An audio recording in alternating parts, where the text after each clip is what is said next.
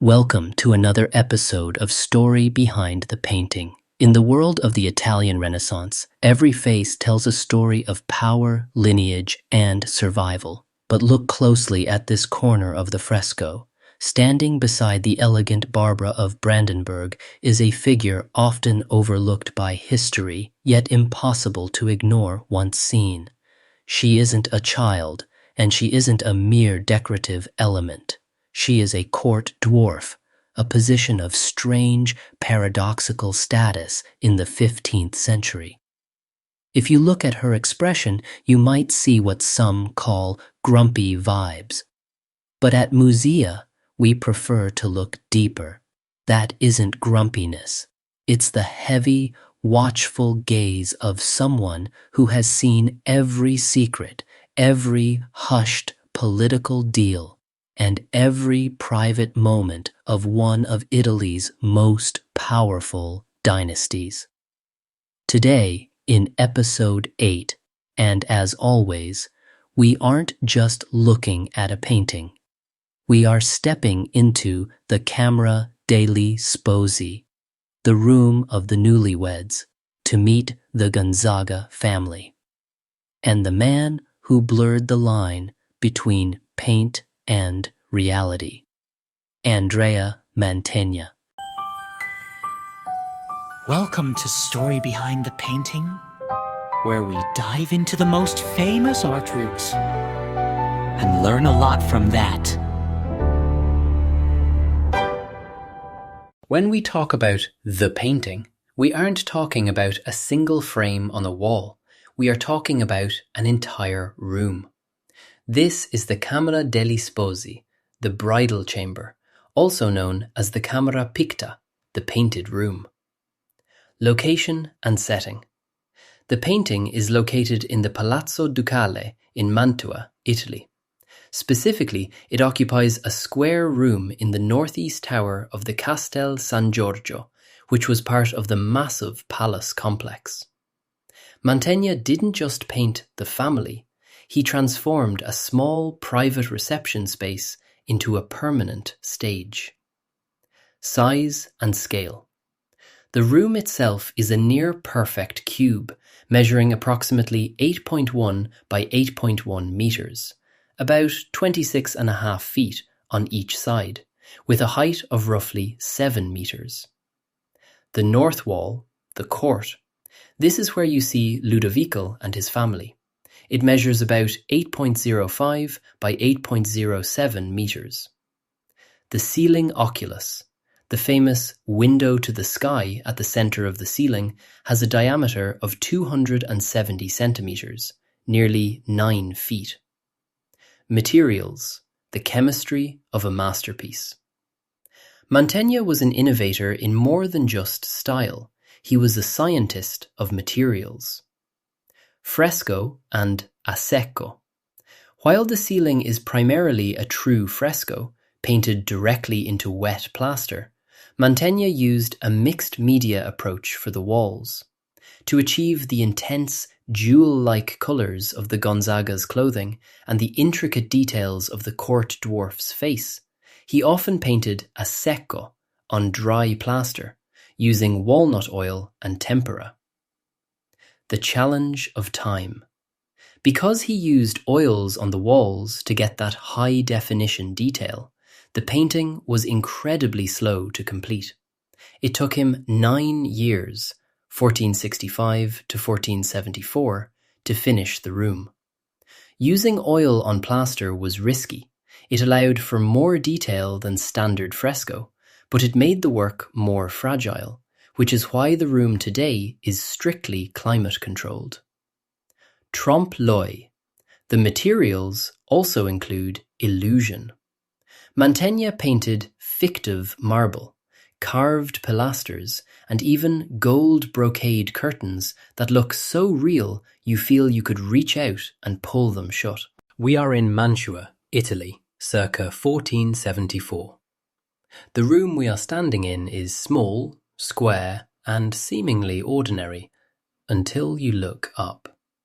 This is the Camera Picta, the painted room. The man in the center is Ludovico III Gonzaga, Marquis of Mantua. He wasn't just a ruler, he was a condottiero, a professional soldier for hire. If you have seen the video about Paolo Uccello, San Romano, you know that condottiero is a professional private soldier, because private armies back then was already a thing. But in this room, he wanted to be seen as something more, a refined, intellectual prince. The scene breakdown, the letter. Ludovico is seated, turning to his secretary, Marsilio Andreassi. He holds a letter. History suggests this is the moment he learned his ally, the Duke of Milan, was dying, a moment that could have sparked a war or secured his legacy. The family. His wife, Barbara of Brandenburg, sits stoically beside him. Surrounding them are their children, including their son Gianfrancesco and their daughter Paola. The dog. Under Ludovico's chair lies Rubino, his favourite dog, a symbol of loyalty in a world of shifting political shadows. This isn't a stiff, formal portrait, it's a snapshot.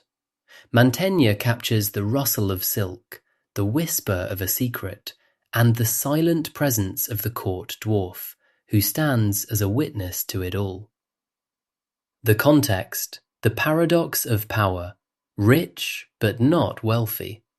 Ludovico III Gonzaga occupied a unique and often precarious position among the Italian elite.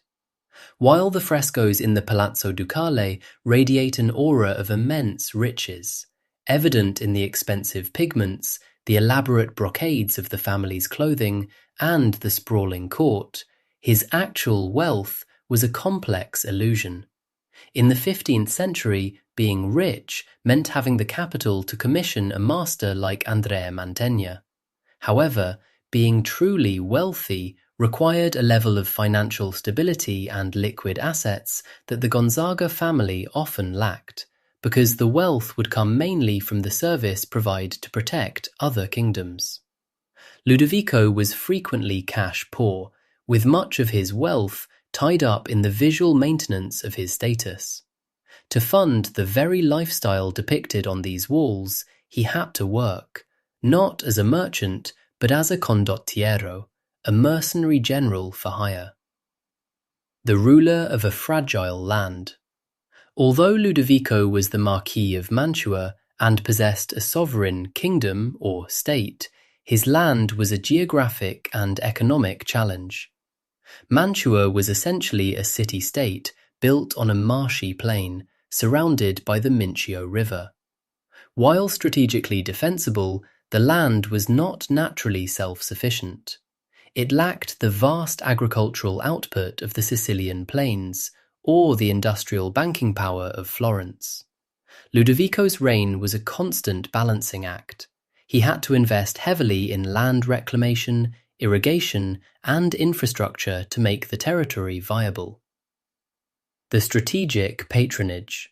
The reason Ludovico commissioned Mantegna to spend nearly a decade painting this room was precisely because his land wasn't self-sufficient in prestige.